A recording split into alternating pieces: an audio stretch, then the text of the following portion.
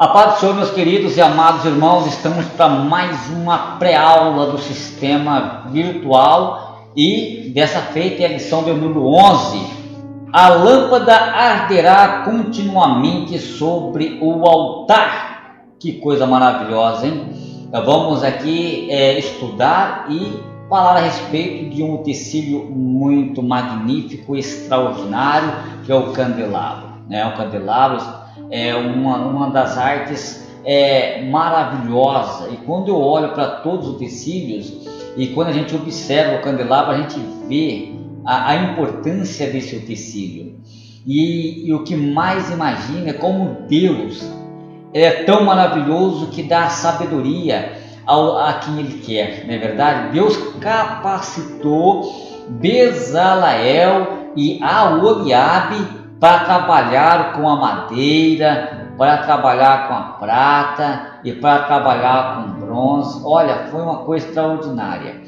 E a gente fica imaginando, quando a gente observa que primeiro eles tiveram que fazer a forma para que o ouro fosse derretido e desse a forma. Isso é coisa somente de Deus. A lição do número 11 é a lâmpada arderá continuamente sobre o altar. Nós estamos falando aqui do setor do bairro Mapim. Nós temos como pastor responsável o pastor Ismael Nazário, cidade Várzea Grande. Eu sou o presbítero irmão Claudines e quem faz todos esse amparato, essas digitações, preparamento dessas aulas é o nosso cooperador Paulo Henrique. Estamos juntos nesta jornada. O texto ouro aqui da nossa lição diz assim, em João no capítulo 8, versículo 12: Falou-lhes, pois, Jesus outra vez, dizendo: Eu sou a luz do mundo. Quem me segue não andará em trevas, mas terá a luz da vida. E quando nós olhamos aqui para o desenvolvimento do texto, que está exatamente no livro de Levítico, no capítulo 24 e do verso de número 1 até o verso de número 4.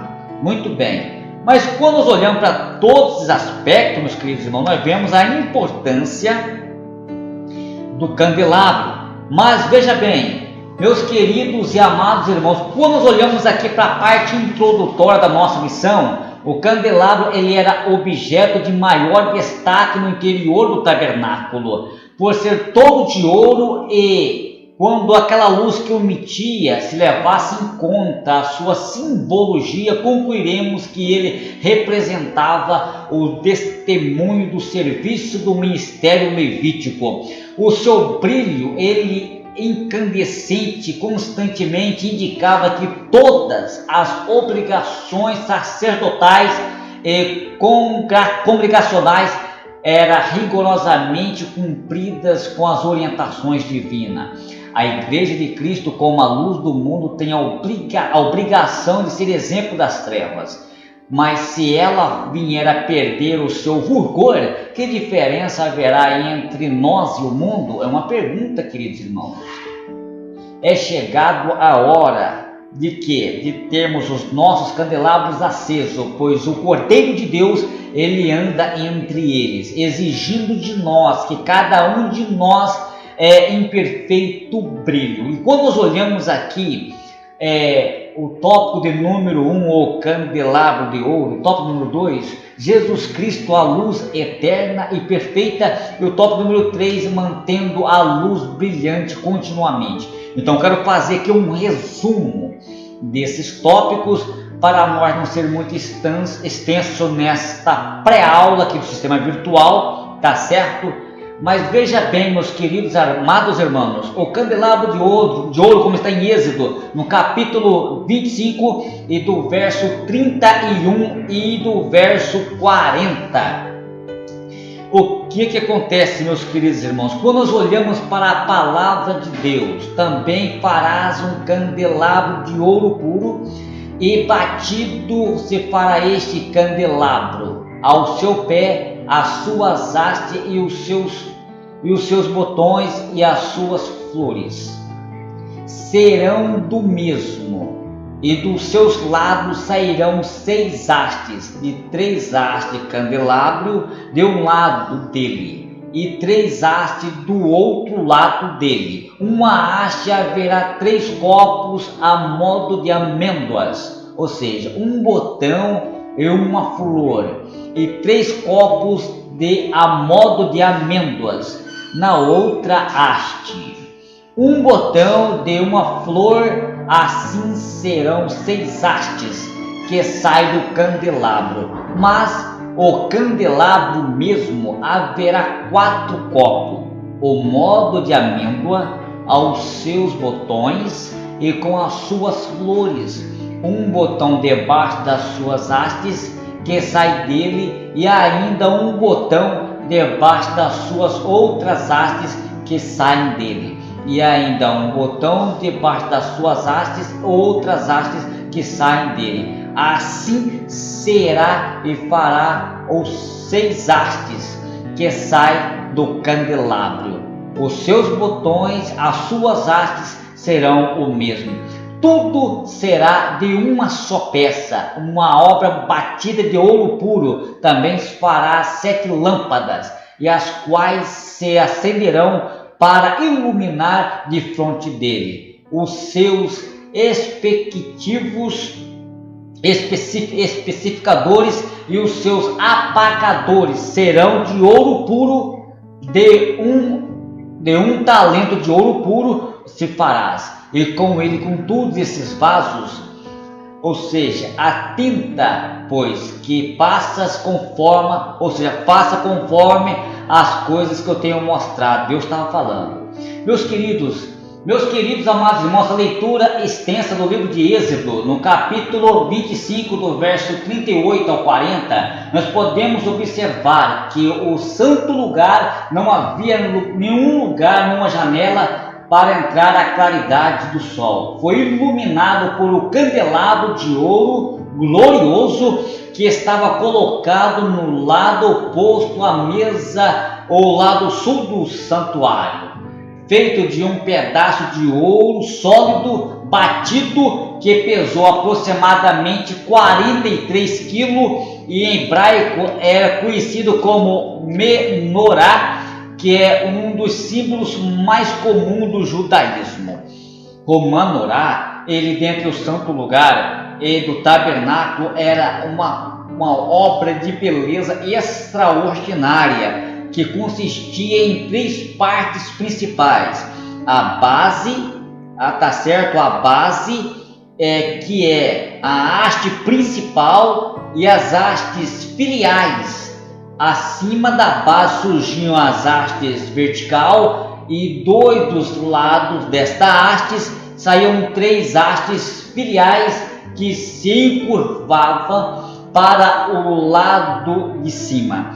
Cada uma das 6 hastes filiais, ou a haste central, terminavam em potes feitos de forma de flor de amêndoas abertas, ou seja, no mesmo aspecto das pétalas da flor, segurava uma luminária,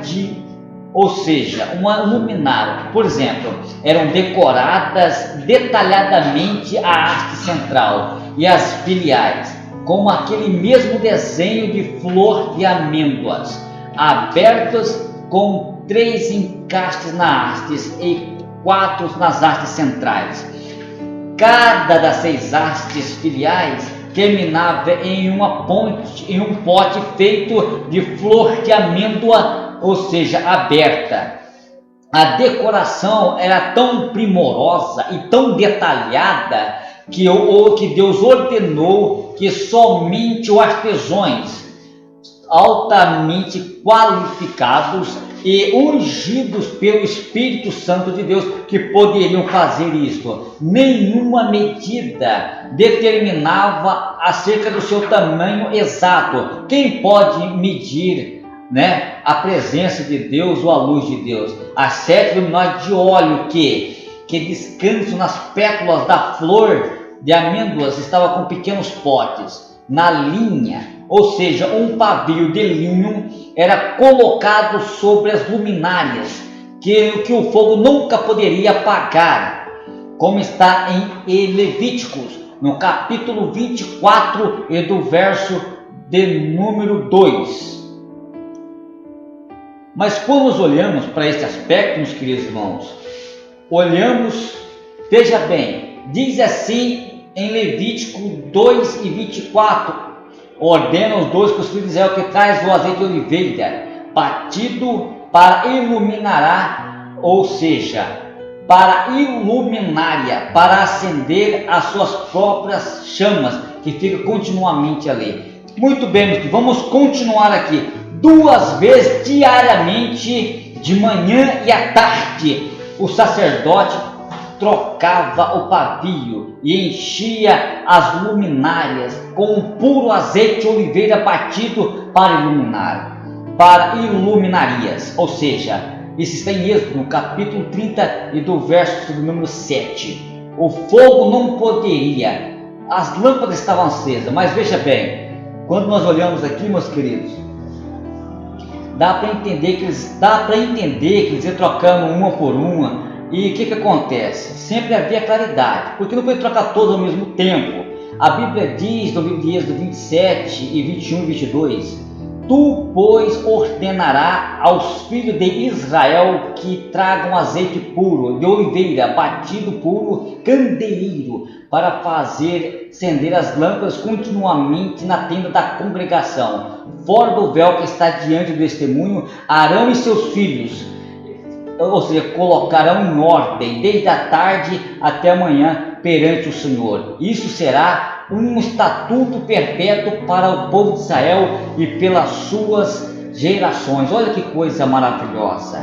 E quando nós olhamos e mergulhamos na palavra de Deus, agora veja bem, meus queridos irmãos, somente o sumo sacerdote poderia trocar o óleo da luminária. Ele era responsável para trabalhar com as luminárias. Em Levítico 24 e 23 ele disse: Arão, porás de modo em ordem ao Senhor continuamente, desde a tarde até amanhã, ou à tarde, fora do véu do testemunho da tenda da congregação, como estatuto perpétuo.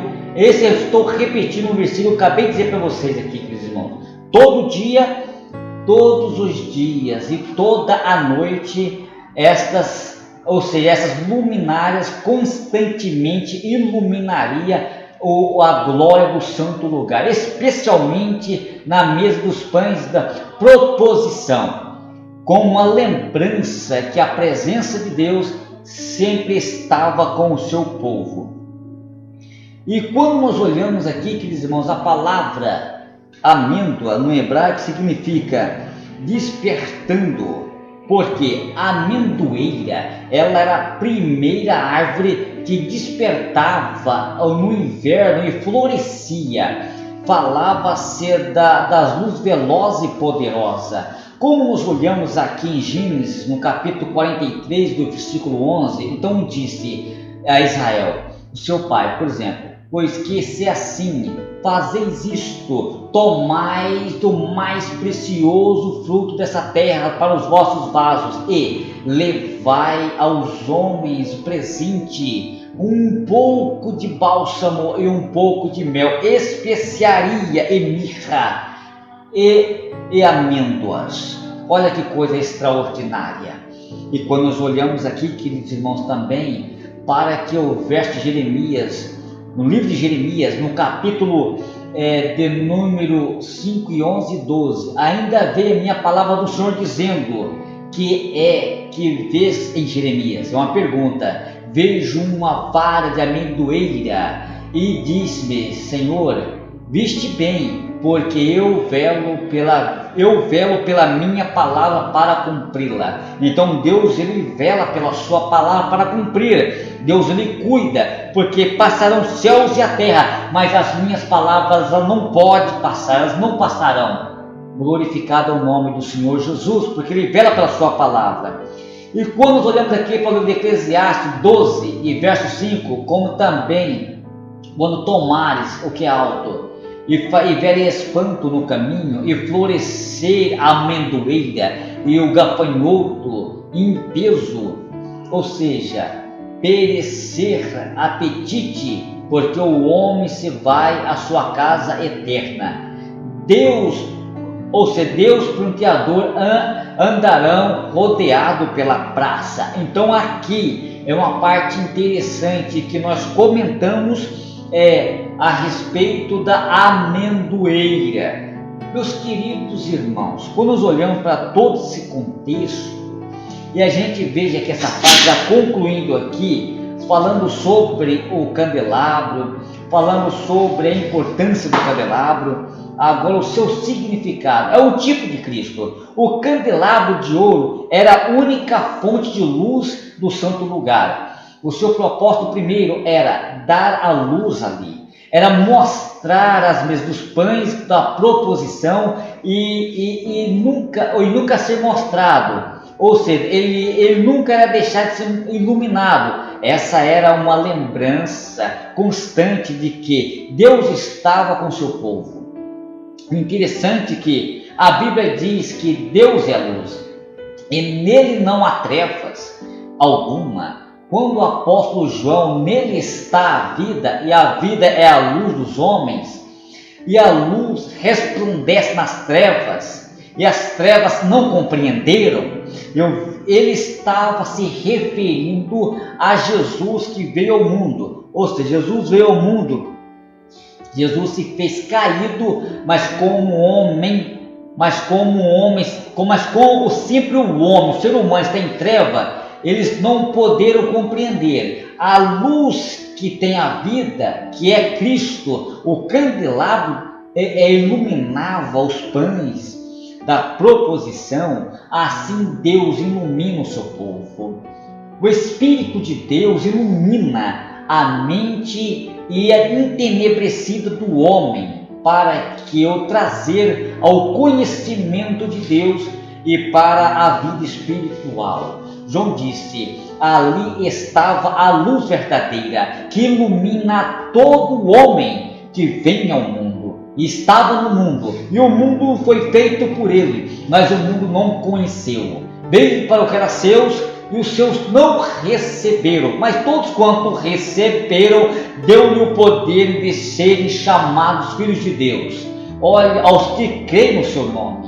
Olha que coisa interessante, queridos irmãos, os quais não nasceram do sangue, e nem da vontade da carne, e nem da vontade do homem, mas de Deus.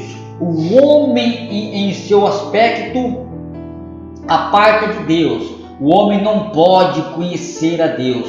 O homem não pode se aproximar de Deus.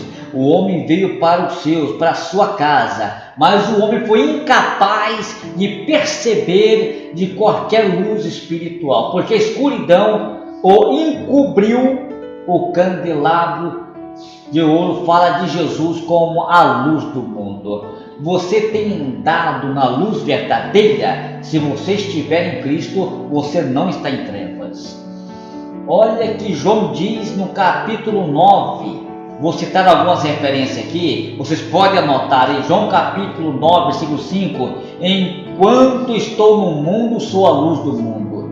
Isaías 49, 6 diz mais, porque pouco é que seja meu servo, para restaurar as tribos de Jacó e tornar a trazer os seus preservadores, ou seus preservados de Israel.